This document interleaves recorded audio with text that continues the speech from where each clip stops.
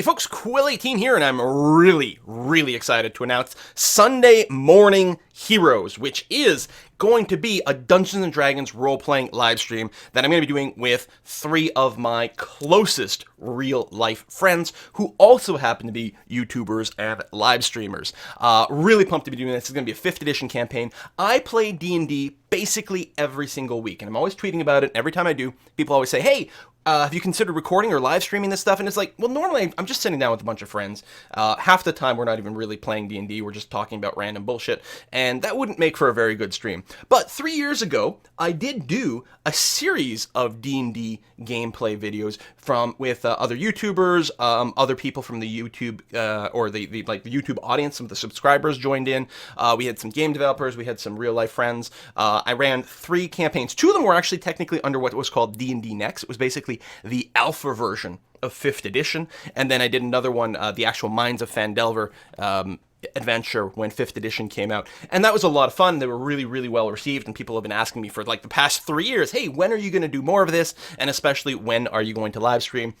Well, that is what we're going to do. We're going to be starting this Sunday, May the 15th, Sunday Morning Heroes. We'll try to take on the Princes of the Apocalypse. If you do go to sundaymorningheroes.com, you can get the information about the time over there, the details about the game, and exactly when it's going to start. We are starting at a European-friendly 8 a.m. Eastern Time, which means it's going to be 1 p.m. or 2 p.m.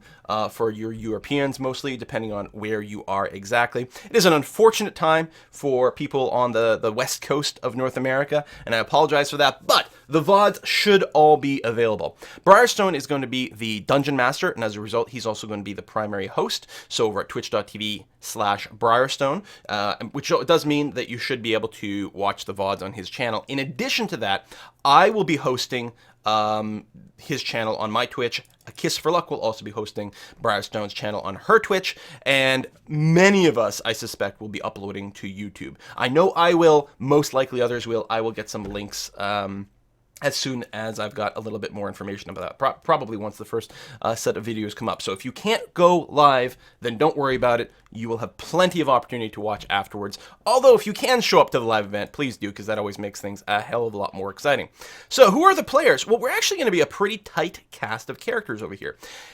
Everyone in this are people that we know each other in real life. In fact, 3 of us live in the same house, and that's going to make it really easy for us to maintain this campaign. Fewer people means less likely that someone will have to drop out, and since we all know each other in real life, we can always just beat each other up if someone has to be absent for a week, and we don't want to allow that. So it should be a lot easier to have a nice, consistent game over here. So who's going to be playing? Well, first off, we've got the characters.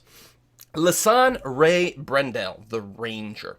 Lisanne is regarded as Red Larch's premier herbalist. Oh, that's worth noting. So we're playing the Princes of the Apocalypse adventure. I have not read it. We have not read it. We haven't played it before. We don't know what's going to be coming. Well, except for Briarstone, who's been reading this thing front to back over and over and over for the past several weeks. But we don't really know what's going on. But we do know that the adventure is set in a town called Red Larch. It's just a little bit northeast of Waterdeep. It is on the Sword Coast, not too far from Waterdeep. And it's a relatively small town or village, and as far as I understand, the bulk of the adventure, if not the whole adventure, is going to be set in and around that town in some way. And so all of our characters have actually, with our backstory and backgrounds, have integrated ourselves into the town in a really significant way. Well, Eric, a little bit less, because he's actually from Waterdeep, but Lisanne and Tao are very significant integrated people in this community, which I think is going to add a real personal touch to the adventure, as opposed to your standard, you guys are just sort of adventurers who happen to be walking through a town and stuff happens. So I think that's going to be really good. So yes, Lisanne is regarded as Red Larch's premier herbalist, a skill which she learned from her mother, her human mother. However, her wanderlust and sense of adventure means that she's actually more of a ranger than a healer, and that's something that comes from her elven father. So she is a half-elf. Her class actually is ranger, although she is starting with the healer feat. And some of you guys are going to be like, well, how can a level 1 character, which is what we're starting at, how can a level 1 character have a feat? Well, because we are only 3 players, and this is an adventure designed for 4 or 5 people, it's easier to boost the character power level of Scooch than it is to nerf every single encounter in the adventure. So Briarstone decided to let us all take a feat at level 1, which is going to help us compensate for the fact that we are short a character, although I think we're still going to be weaker than a 4-character party, and certainly a lot weaker than a 5-character party. But not only does it improve our power level just a bit, it also allows us to create characters at level 1 that are more representative of the backstory that we imagined. And for Lisanne, it was very important that she's a herbalist and healer, and so she's got the healer feat there, which is great. Lisanne is being played by A Kiss for Luck, who started playing D&D 35 years ago, and has had more characters just like killed by random falling rocks than most people have even rolled initiative for their characters. Her YouTube and Twitch channels are focused on building and strategy games. She loves to build it beautiful.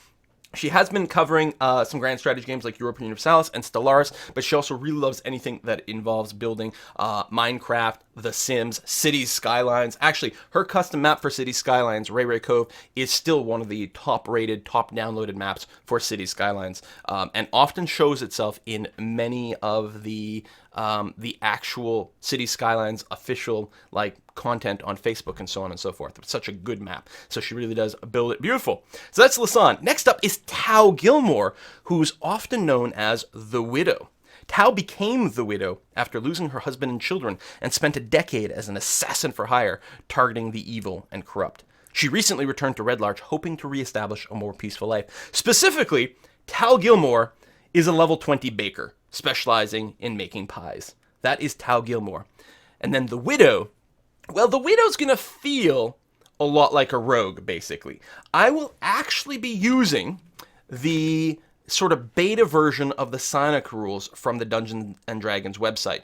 The Mystic class is a class that they're trying to work out for the new PSIONICS stuff, which will come in a book in the future.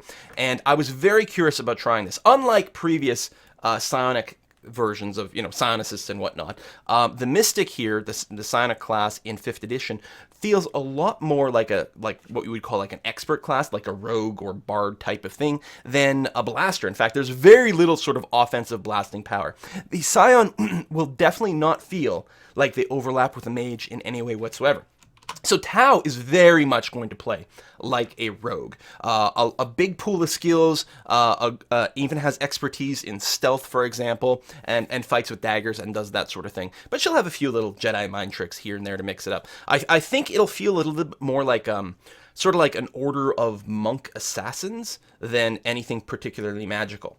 And I'm pretty pumped about playing her, actually, and I'm curious to see how this will go. I don't think I've ever played a rogue type character, and so I'm really excited to give that a hand. Next up, we've got Eric Jaleza, I think is the way that Demonac wants that pronounced, but I've probably goofed it up, so I apologize in advance. Eric is an intimidating thug and former blacksmith. After his family was attacked and his brother disappeared at the hands of mysterious assassins, he's going to use his meaty fists and anything else in reach to find answers. And Demonac himself is an expert dungeon master, and his world building and storytelling prowess is fully evident in his long-running Tales from My D&D Campaign YouTube series. And Tales from My D&D Campaign is an animated YouTube series, which is a retelling of the real-life campaign that Demonac runs for myself and Briarstone and a couple of other real-life friends. It's an excellent animated series that I definitely recommend that you guys go and see. When a new episode comes out, even though I know what's going to happen, it's still like the highlight of my day when one of these episodes comes out. They're really fantastically made, and if you watch that, you'll immediately get a sense that Demonac is a fantastic dungeon master. But he will be a player this time, or perhaps a victim at the hands of Briarstone, the dungeon master. So for those of you who don't know D&D, the dungeon master is the person who basically has either a pre-made adventure or something that they have created themselves. They're responsible for basically simulating the world and all the non-player characters. They're like the game engine, basically. And often you sort of theme the interaction between the players and the dungeon master as kind of confrontational. But that's mostly like sort of like a shtick, a trope. Really, all of us are working together to move the story forward and to generate exciting content. But of course, because the Dungeon Master runs the monsters and the bad guys, there's obviously that level of confrontation that's sort of built right in there. But he's, of course, very invested in seeing us progress through the story and ultimately win, ideally. Although, we are definitely of agreement that if there's not a risk of failure, or certainly not the risk of someone dying, then things just aren't quite as exciting. So there will definitely be an element of danger. And I think that's especially true with Briarstone at the helm, because Briarstone loves to turn every game he plays into sort of a hardcore permadeath roguelike. He does do a lot of strategy games. He's got a lot of Civ on his channel. He's got EU4. He's playing a lot of Stellaris these days. He does like to do some building games like City Skylines, but one of the specialties of his channel is definitely roguelike style games, including games that aren't supposed to be roguelike. He has a long-running series, for example, for a Skyrim roguelike, for example, that is very, very, very compelling. And so it's going to be interesting to have him at the helm of this campaign. Then down here, we've got some extra house rules, including I describe the fact that we do get that bonus feat. Oh, for example, Eric over here has got the Tavern Brawler feat, so he'll be using a lot of improvised weapons. And for me, my feat's not quite as exciting. You guys know that I roll very badly, and as a result of that, I thought the lucky feat might be particularly good, and I think it actually makes a lot of sense with her sort of like assassin for hire concept over here, because the last thing you want as an assassin is someone who walks up behind her target and then immediately rolls a 1. So the lucky feat will ensure that the Widow can get her one shot, one kill on her targets as required. So yeah, that'll be that. So you can check that out. This is at sundaymorningheroes.com. This website is just temporary. Even the name of everything could very easily change very soon. But I wanted some sort of central location here where you guys could get the core info on what's what. So expect a lot of changes to this website in the coming weeks, absolutely. And certainly we're going to set something up so that all of the players can have their own little area and, develop their own character section and bio. If you click on me, technically I do get this, you get this little thing that I made earlier, like very early on, sort of like hyping up the Widow, but that's about it. Anyway, so do come on out. Again, it's going to start this Sunday, May the 15th. It is very early in the morning for some people and perfectly in the afternoon for others. Basically, Briarstone already had a stream at that time, and so we just co-opted it, and that's what we're going to do. And yeah, really looking forward to this. We are starting at level 1 in an adventure that we do not know. The adventure, Prince of the Apocalypse, technically is something like level 1 through 15 it can take us. And I think that the main plot itself really starts at level 3, but it's got a bunch of extra hooks and mini adventures at the start. So it'll be a perfect warm-up and a perfect way for us to get up to level 3 and figure out what this evil elemental plot is all about. I hope to see you there. Again, if you can't make the stream, there's going to be plenty of odds. Don't worry about it. But if you can be there, please do. It's going to be a blast. See you there.